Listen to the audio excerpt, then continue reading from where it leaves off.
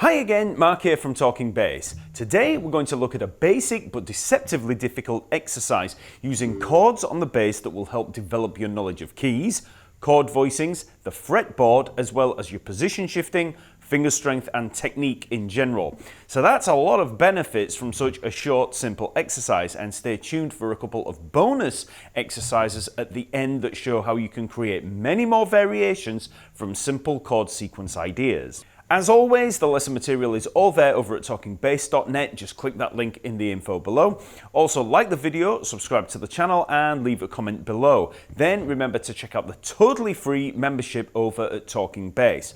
Talking Bass is now a complete social network for bass players. Just log in and you'll be able to connect with over 100,000 other bass players from all over the world in the forums, groups, and chat rooms. It's very much like Facebook, but for bass.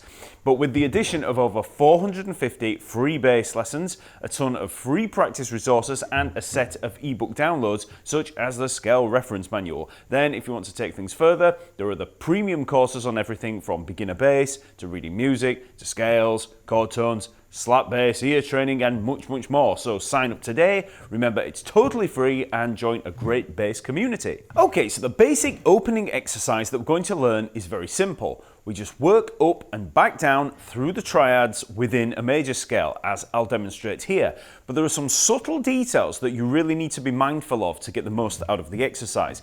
So the exercise here is in the starting key of C major, and it sounds like this.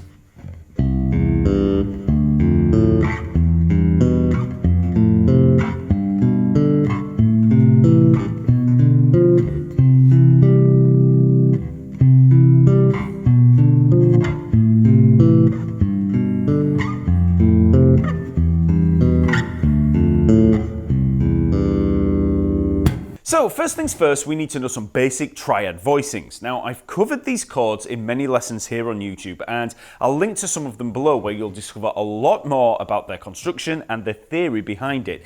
But as a refresher, we have four basic triads: the major, minor, augmented, and diminished. So if we take a C root note up here at the 15th fret of the A string and we play the notes C, E, and G, that's a C major triad. That's the root note, major third, and perfect fifth. Then we can also have C minor, which is the same, but we switch that E, the major third, to a minor third, which is E flat, which gives us C, E flat, G. That's a minor triad. Then for an augmented triad, we have the root, C, the major third, E, and the augmented fifth, which is the G sharp. So that's a C augmented. And then finally for a C diminished, we've got the root note, we've got the minor third, the E flat there, and the G flat, which is the diminished fifth. So root, minor third, diminished fifth. C, E flat, and G flat. So a bit of a trickier voicing there. But that's our four basic triad voicings: C major, C minor, C augmented, and C diminished. And you really want to know the sound of those as well. So for the C major, we've got happy. For C minor, we've got sad. Okay, C augmented, that's that spacey kind of sound. And then for diminished, we've got that kind of evil kind of sound. Okay, so that's very, very generalized ways of looking at them. And you know, you can have major chords in a song and they end up sounding sad. So it doesn't really always work that. But you just want to have your own kind of mnemonics and your own way of listening to those chords. Just have a listen. What does that remind you of? Okay, that's an augmented triad. So you want to know those four chord shapes first before trying anything else. So just play around with them, learn the sound, and move them around the fretboard. And you can do this with an individual chord. So if you take maybe a major triad, a minor chord, just get used to the sound of that. Augmented, diminished. Just get used to moving the shape around. It's good for your fingers, you know, you'll get, especially with that diminished one, that's a pretty tricky one to play. Just moving it around, just getting used to that sound and that shape. Now, those triad voicings are okay as a start, but as we progress with the exercise, we're going to need some alternative voicings for the triads. Those first voicings were called closed voicing. All the notes were voiced in order, root, third, fifth. But we could also use open voicings, where we take the third, that E there on a C major, and we raise it up an octave. This is useful for creating chords with the root note on the E string. So let's try a C major triad here with the root note at the 8th fret of the E string. So if we were to just play the triad with the closed voicing, that sounds quite muddy. But if we raise that E, which we've got there at the 7th fret of the A string, if we raise that up an octave, up to the 9th fret of the G string, and then we take that G there and we just play here, so we've got the G at the 5th fret of the D string, we'll play it instead at the 10th fret of the A string, we get root, 5th, 3rd, with that nice gap in there. Okay, so it's a much sweeter sound. You can even play them right down here, and it's not too bad. It still gets a little muddy down there, but if you compare it with the closed voicing, you know, it's a much sweeter sound because we've got that larger gap. So that's the C major open voicing, C major closed voicing. Just as with the closed voicings, we can take that open voicing and create a minor augmented and diminished triad as well. So if we take that C major there, we take that E up at the top and we drop it to E flat at the 8th fret of the G string. We've got the C minor. So there's closed, and here's open. Then for the augmented, well, we need a major third up on the top, the E. We've got the C there at the 8th fret of the E string. So what do we do for the 5th? Well, we've got the G there at the 10th fret of the A string, so we could take it up a half step there, or you could take that G sharp and play it here at the 6th fret of the D string, which might be a little bit of a cleaner sound. Okay, so just a little less muddy. And then for the diminished, very simple, we take that minor triad that we had with the C and the E flat, both on the 8th fret of the E string and G string, and then we just pop that second finger there on the G flat at the 9th fret of the A string. So that's our diminished triad in open voicing. So there's our three triads: C major, C minor, C augmented, and C diminished. Again, you want to play around with those chords and also focus on understanding the intervals within them. You want to be able to see the third, the fifth, and how they relate to the root note. So when we play a closed voicing, we can see that root note, the major third, and the perfect fifth. That's what you want to be seeing, as well as the notes and, let's say, the geometric pattern. Then for the open voicings, there's that major triad. I can see the root note, I can see that fifth there, and I can see that third, that 10th up at the top there. So I know what the intervals are within there, as well as C, G, and E. You need to know all of that. Okay, so we have some triad voicings. Now we can try the exercise. So to do this, you need to know the order of triads in a major key. Every major key has the same sequence of chord qualities because of the way the thirds fall within the scale from each degree. The sequence is chord 1, major, chord 2, minor, 3, minor, 4, major, 5, major, 6, minor, 7, diminished. Okay, so an easy way to remember this is chords 1, 4, and 5 are major, and then the rest are minor apart from 7, which is the odd one out, which is diminished. Okay, so there's only one diminished one in there. It's chord 7. It's the last one in the key. Okay, so just think last one in the key, diminished. Okay, so 1, 4, 5 major, 2, 3, and 6, they're minor, and then 7 is diminished. So if we apply that sequence to the key of C major, we have C major, D minor, E minor, F major, G major, A minor, and B diminished. That's the set of diatonic chords, or triads, in the key of C major. And then you can apply that sequence to any key. So if we try G major, we've got the notes G, A, B, C, D, E, F sharp. That's G major. So the sequence of chords is going to be G major, A minor, B minor, C major, D major, E minor, and then F sharp diminished. Okay, so it's the same sequence of chords, you just apply it to that other scale. So, for our exercise, I first want you to do something a little wild and radical from a bass playing perspective. I want you to grab a piece of paper and a pen, and I want you to write out the notes of the key that you're going to play through. In this first instance, it's going to be C major. So just write out C, D, E, F, G, A, B. Okay? Next, write out the chords of that key. So C major, D minor, E minor, F major, G major, A minor, and B diminished. Next, I want you to play through the two lists that you've just made, but all of the root notes will be on a single string. For C major, we're going to use the A string and start at the 3rd fret. So, for the first set of notes there, just the scale, we want to work up that A string, C, D, E, F, G, A, B, and up to C, and then back down, B, A, G, F, E, D, C. Now, if you don't know the notes on your fretboard very well, this is where you're going to run into your first obstacle.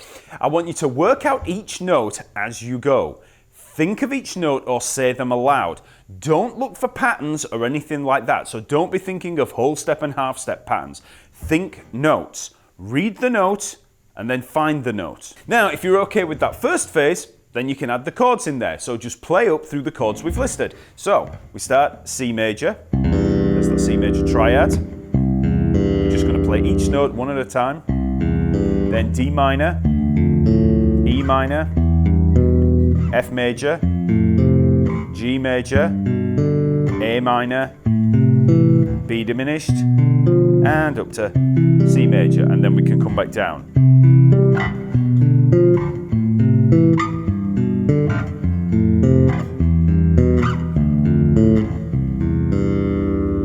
Once you've played up and down these chords a few times, you can obviously disregard the written list and just play them from memory. As I said before, don't look for patterns. Focus your attention on each chord and either think or say the chord aloud as you go. So as you're working up, C major, D minor, E minor, F major, G major, A minor, B diminished, C major.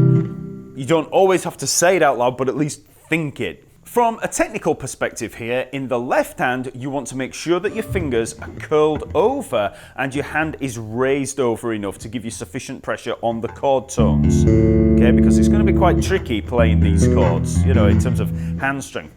Also be sure to use the 4th finger or pinky for the root note. You can switch to the 3rd finger once you get higher up, but in the lower regions you really want to be getting a bit more stretch there. So you want to be playing with the 4th finger for the root note, okay? The diminished triad is probably going to be the toughest of all of these, you know, because you're going to be getting right up here and you've got to stretch these fingers out, and sometimes you might need to even get the body, pull it and pull the neck out a little bit from you, push it over a little bit just so you can get in. But, you know, whatever you have to do to get those notes, you know, you don't want to just, oh, I'm going to stay here and struggle.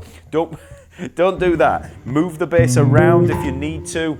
However you have to get those notes, you just do what you need to do.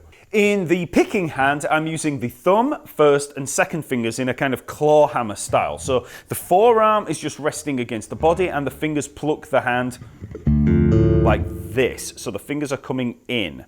So we're allowing the notes to ring out. When some players first start playing chords on bass, their technique can let them down a little and the notes just don't ring out cleanly. So you want to curl those fingers over in the fretting hand and avoid any kind of rest stroke in the picking hand. So that's the basic exercise. The next step is to repeat all of this in all keys.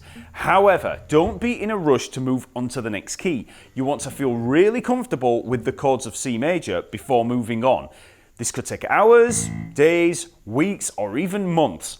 Don't rush. Just keep repeating the exercise and you'll get a better understanding of the chords in that key, and your technique for playing those chords is going to improve. And as I mentioned earlier, I've got some variations on this exercise that I'll be showing you in a minute that are going to help with learning that key a little better. So just persevere with a single key before moving on. So for the keys, I'd recommend working through G major and F major next, then add other keys from the cycle of 5ths and 4ths. Maybe add D major, A major, E major, and F sharp major, and then work through the 4ths, around the circle of 4ths, B flat, E flat, A flat, D flat, and G flat. Each time, write out the key in the way that I showed you and play through the scale, and then do the same for those chords. Remember to write them all out, keep reading it, playing them on a single string until you've got them down. So let's try G major. Now we want to start as low as we can without running out of frets. So for G major, we're going to start on the G here at the 3rd fret of the E string. So first of all, write out the scale on your piece of paper, G, A, B, C, D, E, F sharp. Then write out those chords, G major, A minor, B minor, C major, D major, E minor, and F sharp diminished. Then you can try playing up through that scale. So remember we're on the E string here. Remember to focus on the notes themselves. So we think G, then we think A, we find an A, then think B, find a B. Don't be looking at patterns here. So then C, D, E, F sharp, and up to G. Okay, so like I said, focus on the notes. Oh, do not look for whole tone, half step, you know, all of that stuff. It's just knowing the notes, G, A, B, C, D, E, F sharp, and then just finding those on that string. It's going to help your knowledge of the fretboard a lot more. Next, we can play through the chords. And remember, the basic closed voicings are going to sound muddy down there. So let's use open voicings instead. So we have G major, A minor, B minor, C major, D major, E minor, F sharp diminished, and back to G major, and then down.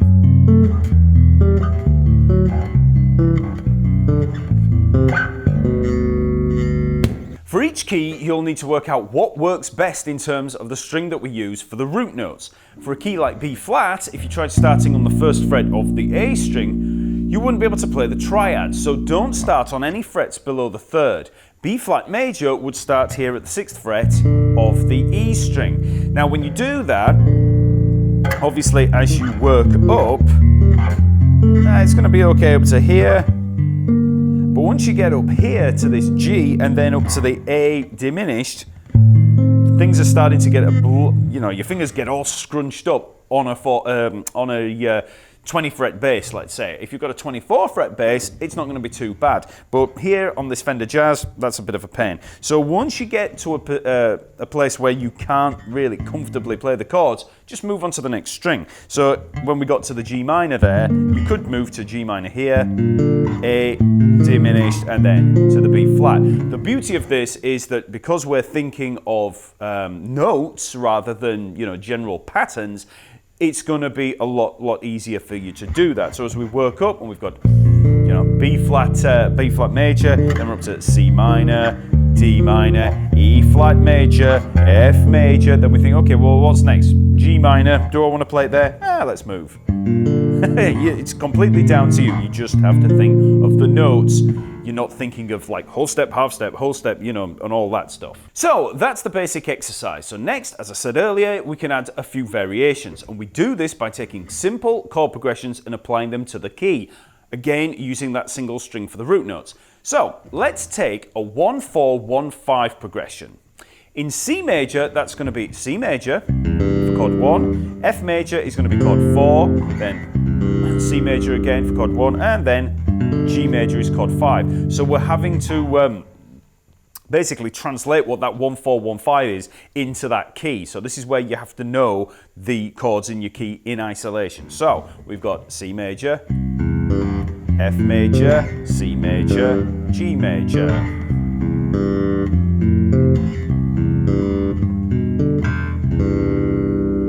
We could also try something like a 1-6-2-5 progression, which in C major is C major, A minor, D minor, and G major. So chord 1, C, chord 6, A minor, which we're going to jump all the way up here for, and then D minor for chord 2, all the way back down again, and then up to G major here for chord 5.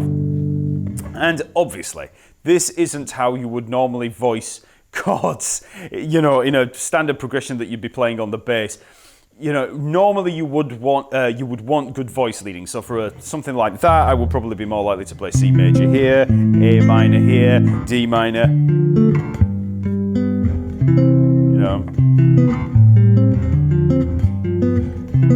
You want everything to be in a closed area with minimal movement between the voicings. Really? This is terrible voice leading, but that's not the point of the exercise. The point of the exercise is that we're actually creating these position shifts, so we've got to move around a lot and really think about each chord in isolation. When you play everything in a closed area, it's much too easy to start relying on the patterns. You know, I can think C there, so I'm playing in my 7th chords here, so C major 7, A minor 7, oh the A is there, and I know that minor 7, and then you've just got this little kind of box shape. Whereas when you're playing them up and down the neck, you got to think of the notes. You got to think of what that chord is. C major, A minor, D minor, G major, and look for the actual notes there. You want to try these progressions in each key as you progress through the keys. So for G major, we would have G, C, G, D for the 1, 4, 1, 5.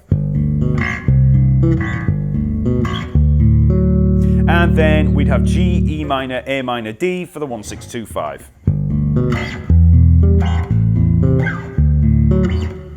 So you can see there's a lot of position shifting there.